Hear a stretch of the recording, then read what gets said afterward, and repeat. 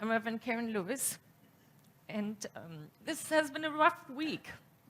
It has been a rough week for many of us, and I want to share, before I go into my message, I want to share with you what I love about this teaching. I love about this teaching that we don't turn away, that we don't say that doesn't happen, death doesn't happen, but rather we look at it through the lens of what we believe. Because you know, in our what we believe statements that Dr. Ernest Holmes wrote in 1929, which is a long time ago, there's a statement that says, we believe in the eternality, the immortality, and the continuity of the individual soul, forever and ever expanding. And so that is what we can lean into if we are faced with someone close to us passing away. I had a lot of conversations this week. I had a lot of wonderful support this week. And I also have been asked the question, do you think that this was the will of God that Warner, my ex-husband, passed away so suddenly? And I really paused and thought about that. See, for me, the will of God is not somebody being plucked out of life like that, or somebody facing big challenges. For me, the will of God is for me and for everyone to have the kingdom of heaven now. To have all the joy and all the happiness and all the love and all the possibility. That is the will of God. How I experience it, how I feel it. And when life happens, that is a lot more part of the immutable law of cause and effect.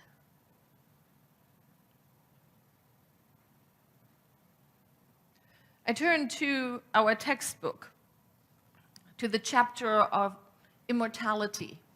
It is interesting, that is the only chapter where Dr. Ernest Holmes actually speaks in the I voice, where he says, this is what I believe, because nobody knows what happens when we die, right?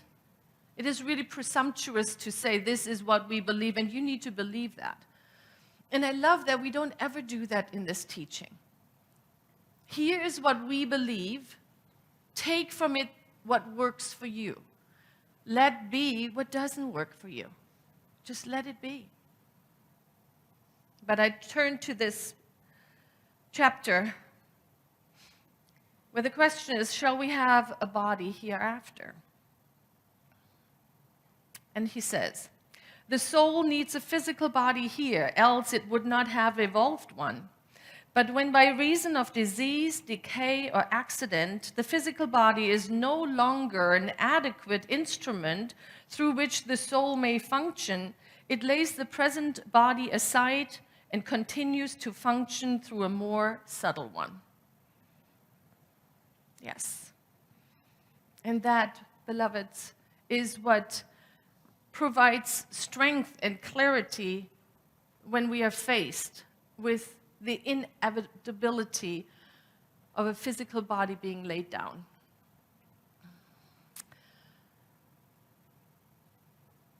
That is where we may draw the strength from. And of course there's grief, and of course there's crying, and of course there is feeling this deep connection. But I do believe that we are invited to connect with those who have passed on by uplifting ourselves into the realm where the veil is very thin. And that, beloveds, drops us right into today's message. The message today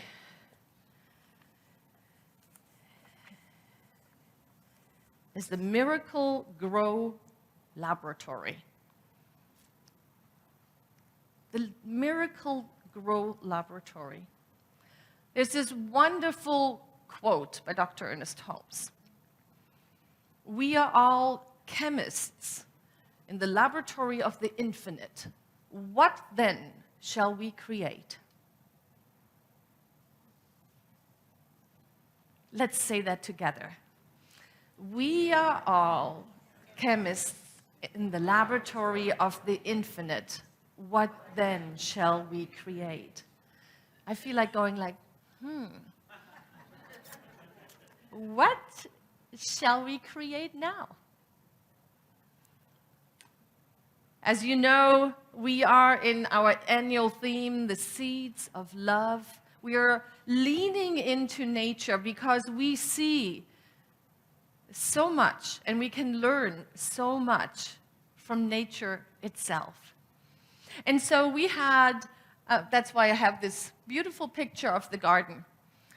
But I think we want to today have a look at how does this really work with the creative process.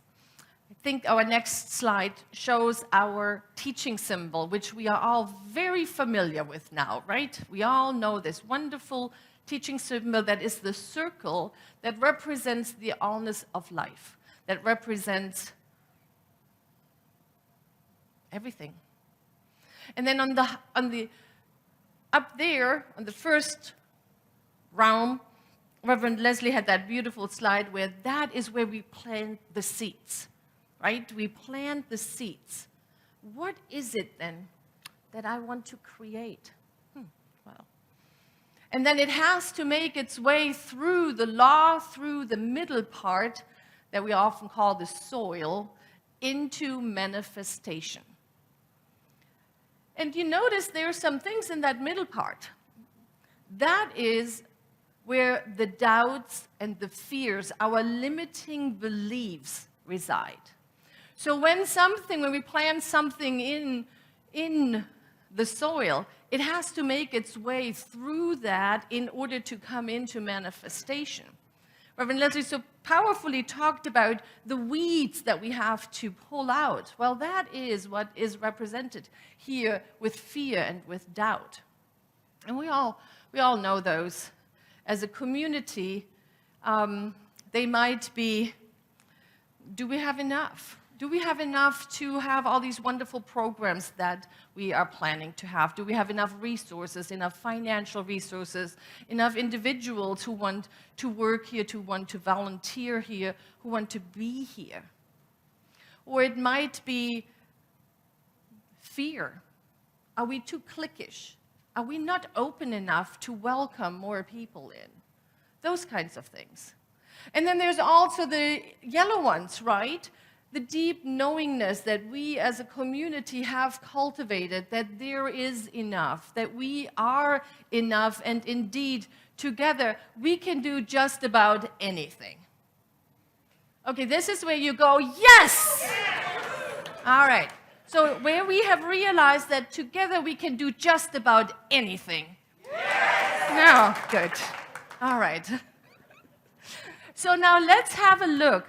So our vision statement is revealing the power of love. So how does that look in the creative process?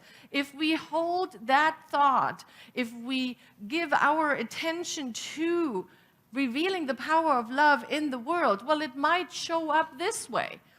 It might show up at the NVC outreach supporting the peace efforts in the Ukraine. It might show up as a taizé in the park that started with one individual, David Smith, who's somewhere here, coming into my office and say, I have this crazy idea. I want to take the taizé service into the world, into a park, make it public, have everybody come and join us. That is how it started. Everything is created twice. First in consciousness, and then it gets manifested into the area of form that is this bottom part of the teaching symbol. And then the third example I have is our thriving youth and family ministry. How exciting! Yes. I was just over there. The flooring leading into it is all done. There's new furniture. The kiddos are happy and coloring, and it makes my heart sing. So we are chemists in the laboratory of the infinite. These are examples for the New Vision Center, but let's bring it a little closer. I invite you to put your hand on your heart and say with me, I am a chemist in the laboratory of the infinite. What then shall I create? And then put your finger to your mouth. What then shall I create? Because what is true for the community, what is true for the macro is true for the micro, is true for each one of us. Each one of us is invited to create the life that you desire. There is nobody, nowhere, saying, no, you didn't pray 3 times a day. You're not going to get that. No. The universe, the infinite, God, Spirit, whatever word feels comfortable for you, is a great big yes. Yes. That's all. And we have, on the individual level, the same kind of challenges of limiting beliefs, as well as the same kind of life-affirming beliefs that move us forward on this journey. I put in a couple of mine. So, first of all, there's what I'm focusing on. I want to be in a thriving spiritual community. I want to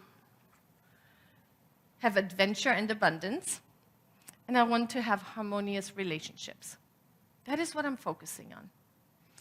And I have some things in my consciousness.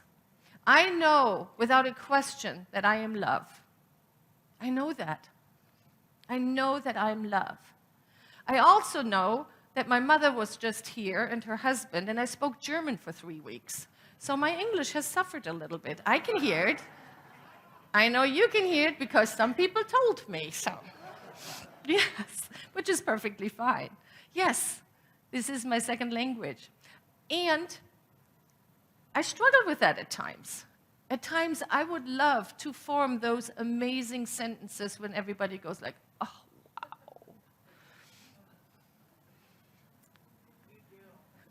wow. Oh. Thank you.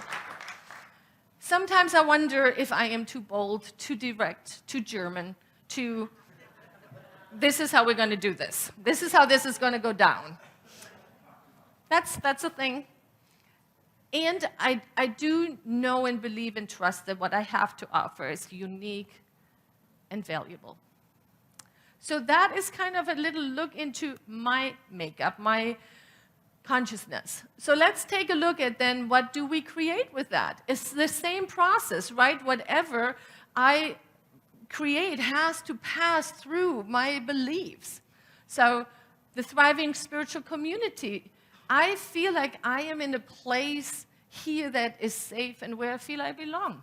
And I want to create that for everybody who comes to the door, to everybody who joins us online. I want everyone to feel the way I feel about New Vision Center. Adventure and abundance, well, I'm happy to say we just booked a breathtaking adventure for my 60th birthday in 2 months. So there, yeah. Very, very proud of that manifestation. And harmonious relationships, I do want to be in harmony in all of my relationships. And so I invite you to go through this exercise.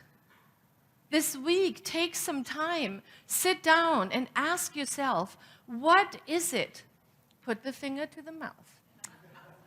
What then shall I create? Because you see, it's different for each and every one of us. When I worked on this talk, when I finished it up yesterday, I came to this point and I was feeling like there's something missing. There's something missing. What is the power behind there? What is it that lifts us up from being so focused on the world of affairs, of what is happening in our lives, and can hold us down? And what is the power that really can lift us up into the place where we know, where we can create with ease and grace? And it is forgiveness. It is forgiveness. And then I remembered I'm teaching a class on forgiveness in 3 weeks. Oh, yeah. And here is what I want to say about forgiveness. It is not optional. It is not optional. It is not optional. When Jesus was asked, how often shall we forgive? And put aside for a moment if you believe those stories or not, or if it's just a story that lived on for 2,000 years. But he was asked, how often shall I forgive? 7 times? And he answered, 70 times 7. Which means, in the metaphysical interpretation, all the time. Forgiveness is not something we wait to do until we get hurt and then we say, okay, I guess I need to forgive now. But rather, it is something that we engage in every day. Because, beloveds, on this plane, we have a tendency to bump into each other. Those 2 lights that we are, or 3 or 5 or 7 or however many, that we are at the very center of our being, divine beings of light, we bump into each other. We do. Dr. Ernest Holmes, the last book he co-wrote with Dr. William Hornaby is this book called Help for Today. It's interesting. It was not a very popular book in America, but it was translated. All of his work has been translated into like 20 languages and such. But that one particular one did really well in Germany. And here is my reasoning for it. And this is not scientific. This is just what Karen made up. Because that book is a direct, if this is your situation, this is what you need to do. Now, don't whine, don't complain, go and do it. That's what it says in the book, literally. So here's what it says about forgiveness in there. It says forgiveness means reconciliation in spite of estrangement. It means reunion despite hostility. It means acceptance of those who have been unacceptable. It means reception of those who are rejected. And then in bold letters, and you know, then he really meant it. Forgiveness is unconditional, or it is not forgiveness at all. Wow. We are good in saying love is only love if it's unconditional, right? We are all familiar with that. We don't say, you know, if you're a little nicer to me, then I love you. No. We give love without asking if one deserves it. We love humanity because everyone is a manifestation of the divine. It's like the bush that blooms so beautifully doesn't ask if you deserve to look at its beauty. It just gives. And that's, I think we are very familiar with and we know about how unconditional love feels. It's the same with forgiveness. It is the same with forgiveness, because we are not saying what you did was okay, or what happened, how that went down was okay. We are not saying that. We are saying, I am choosing to remove myself from the hurt, from the betrayal, from the misunderstanding, from the whatever it is. And I choose to let it go and to forgive.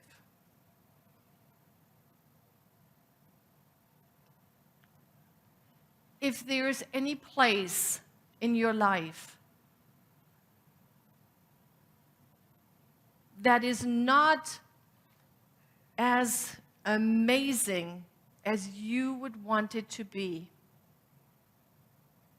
I strongly invite you into this forgiveness class. Forgiveness is not optional. The forgiveness class is optional, but only by a little bit.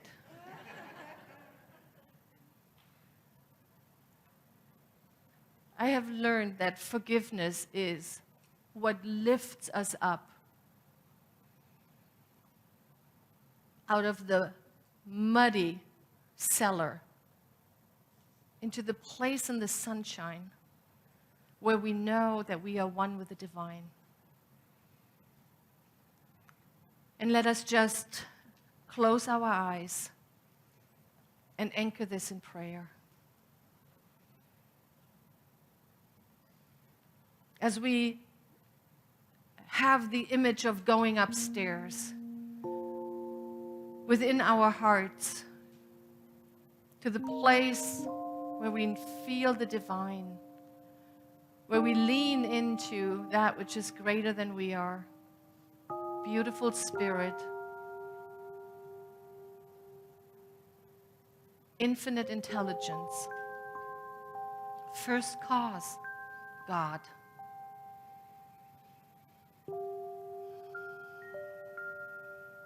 Allowing ourselves a moment to connect, to be with it. And in our next breath, we just consciously breathe in the oneness with it, understanding that we have our being in it and it has its being in us. There is no separation, there's only one. And we feel the love of the divine inside us. Beauty, peace, power, wholeness, joy. And it is from this place that I affirm wholeness in this world. Peace for all beloveds who are struggling. A sense of belonging for all beloveds who feel other than, who feel separate. It is from this place that I know that peace may prevail on earth.